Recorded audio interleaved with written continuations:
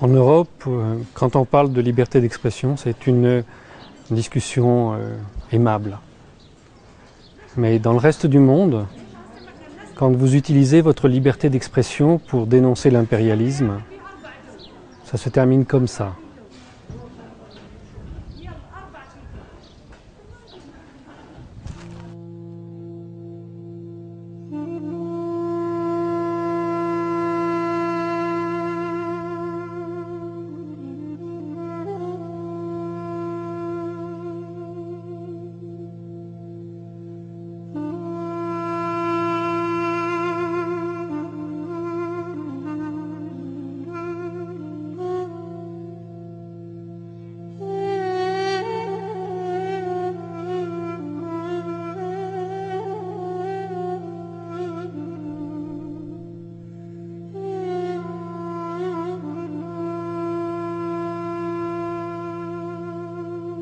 Donc ils ont pris nos collègues qui étaient là-bas, 3 présentateurs de la chaîne.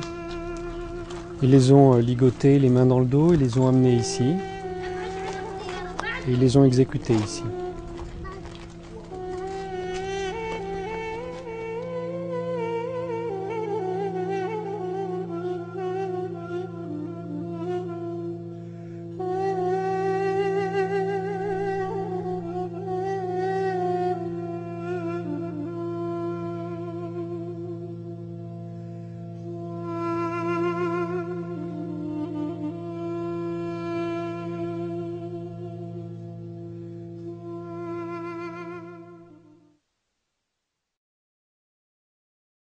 Dans la guerre médiatique qui se déroule autour de la Syrie, vous vous demandez probablement qui dit la vérité. Puisqu'au fond, il y a 2 thèses. Ceux qui disent que ce pays fait l'objet d'une révolution intérieure et d'une terrible répression, et ceux qui disent au contraire que ce pays est attaqué par des puissances étrangères qui ont envoyé ici des armées de mercenaires et des commandos très sophistiqués qui se livrent à des destructions d'infrastructures et à des assassinats ciblés. Alors, pour comprendre ce qui se passe, vous devez garder en mémoire ce qu'est le système de propagande. La propagande, ça consiste à, d'un côté, vous intoxiquer en vous donnant de fausses informations, et d'un autre côté, vous empêcher de recevoir une information contradictoire. Donc pour ça, il faut censurer et détruire les autres médias qui peuvent apporter la contradiction. Donc au cours des derniers mois, les États-Unis et l'Union européenne ont interdit la diffusion par satellite vers l'Europe et les États-Unis des chaînes syriennes qui pourraient exprimer ce point de vue contradictoire.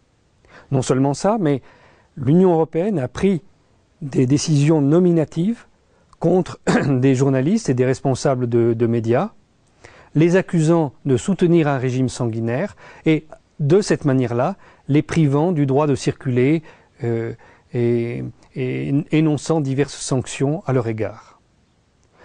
Alors il était prévu de couper les chaînes satellitaires syriennes, de les retirer des canaux satellitaires de Nilsat et d'Arabsat à la demande de la Ligue arabe, et de leur substituer de nouvelles émissions qui auraient été créées par d'autres chaînes, fabriquées par la CIA ou par le Pentagone. Et il y en a déjà toute une série qui existe à destination de la Syrie sur des satellites, mais ils pouvaient aussi usurper les logos des chaînes actuelles, et donc les spectateurs en Syrie auraient vu soudain d'autres images quand ils auraient allumé leur télévision. Là, on devait utiliser des images tournées en studio, des studios énormes qui ont été construits, il y en a déjà à Doha au Qatar, mais des nouveaux ont été construits en Arabie Saoudite, reproduisant les grandes places syriennes, les lieux importants, et puis des images de synthèse qui provoquent des mouvements de personnages réels à partir d'images authentiques au départ. Donc on aurait pu voir l'État abdiqué et des manifestations populaires entièrement fictives apparaître à la télévision. Donc l'idée c'était de donner le sentiment que tout était déjà perdu. Et puis il y a eu une mobilisation considérable pour empêcher ça. D'abord, des centaines de sites internet se sont mobilisés, Différents gouvernements se sont manifestés, à commencer par la Russie, qui a adressé une lettre de convocation aux différents partenaires pour le groupe de contact qu'elle est en train de créer autour de la question syrienne, et mettant à l'ordre du jour, point numéro 1, l'arrêt immédiat de la guerre médiatique contre la Syrie. Et puis il y a eu une lettre du gouvernement syrien au Conseil de sécurité expliquant le complot qui était organisé par l'OTAN avec la participation de la Ligue arabe et de certains États particuliers comme la France, la Grande-Bretagne, les États-Unis, l'Arabie saoudite et le Qatar. À la suite de ça, cette opération a été annulée, d'autant que le gouvernement syrien avait prévenu la population de ce qui se tramait et de ce que de nouveaux satellites, notamment Atlantic Bird, se mettaient à diffuser les émissions syriennes. Alors il y a eu un acte de vengeance pur et simple. On a envoyé un commando ici, dans les studios où nous nous trouvons, et ce commando a entièrement rasé cette télévision. Nous sommes dans un emplacement qui est en fait à la campagne, à 15 km de Damas. On avait construit il y a 4 très grands studios, des salles de montage, tout ça. Donc un commando est arrivé ici. Ils ont tué les gardiens. Il y en a 4 gardiens qui ont été assassinés.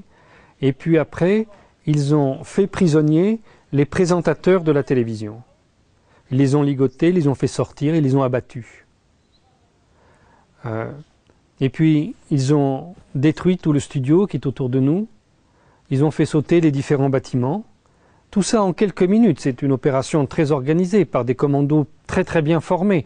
Ça n'a rien à voir avec la population syrienne. Ici, il n'y a pas de révolution. Il y a une attaque extérieure et simplement la manière dont ça s'est passé déjà le montre.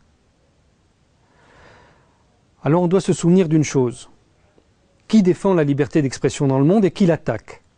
Au cours des 20 dernières années, nous avons vu des scènes comme celle-ci, d'abord en Yougoslavie, en Afghanistan, en Irak, récemment en Libye, au moment où j'ai été nommé directeur de l'information de la chaîne satellitaire qui devait être lancée, Libya Today, l'OTAN a bombardé l'immeuble, détruisant les studios et tuant 7 techniciens. Et voilà, ici c'est la même chose. En fait, chaque fois, le crime est commis par les mêmes, les États-Unis et l'OTAN. Donc il faut en tirer une conclusion. Ce sont eux qui luttent contre la liberté de l'information. Ce sont eux qui refusent la liberté d'expression. Ce sont eux qui détruisent le droit international et qui renversent la partie. Donc maintenant, faites-vous votre opinion. Qui dit la vérité et qui empêche de la dire?